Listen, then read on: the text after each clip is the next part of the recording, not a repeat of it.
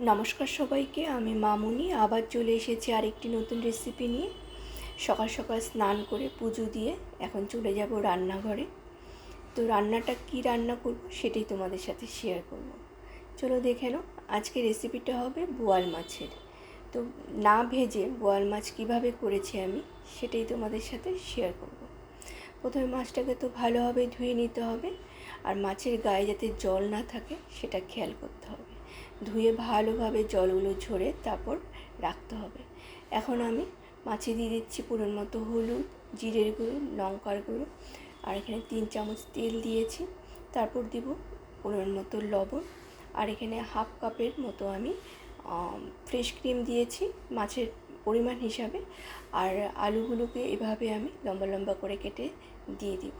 আলুগুলো কিন্তু আমি বয়েল করিনি। একটা পেস্ট রেডি করেছিলাম। পেস্টটাতে ছিল আদা, রসুন, লঙ্কা, পেঁয়াজ আর টমেটো, আর স্বাদ অনুযায়ী চিনি, আর 1 চামচ চাট মশলা, আর 4-5টা কাঁচা লঙ্কা চিড়ে আমি দিয়ে দিয়েছি। এখন মাছগুলোকে আমি ভালোভাবে মেখে নেব। আর এই মাছটাকে মেখে ফ্রিজে রেখে দিতে হবে। যতটা সময় বেশি সময় রাখতে পারো ততটাই ভালো হবে।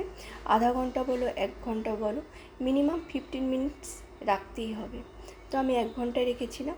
তো আমার মাছটা দেখো এইরকম হয়ে গেছে, একদম জমে গেছে। তো কড়াইতে তেল গরম হয়ে আসলেই দারচিনি, এলাচ আর শুকনো লঙ্কা ফোড়ন দিয়ে আমি এক এক করে মাছগুলো তেলে দিয়ে দেব। এইভাবে আমি তেলে দিয়ে দিচ্ছি।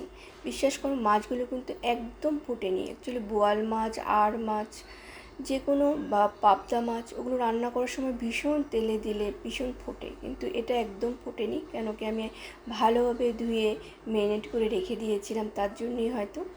তারপর আলুটাকেও আমি ভালোভাবে একটু ভিতরে ঢুকিয়ে দিচ্ছি যাতে আলুগুলো সেদ্ধ হয়ে যায়। মাছ তো সেদ্ধ হয়েই যাবে। তো রান্নাটা ঢেকে করেছি আর গ্যাসের ফ্লেমটা কম করে করেছি। তো আমার দেখো মাছটা সেদ্ধ হয়ে গেছে, আলুটা সেদ্ধ হয়নি। আর এটা একটু গ্রেভি গ্রেভি হবে মাছটা। তো হয়ে গেছে আমার মাছ। তো এখন তুলে নিলেই হবে। একটা পাত্রে আমি তুলে নিচ্ছি মাছগুলো। খুব যত্ন করে এক এক করে এইভাবে তুলতে হবে যাতে মাছগুলো ভেঙে না যায়। আর মাছটা খেতে কিন্তু একটু আলাদা রকম টেস্ট হয়েছিল। আলাদা বলতে খুবই ভালো লাগবে, সবার ভালো লাগবে, বাচ্চা বলো বড় বলো সবারই ভালো লাগবে।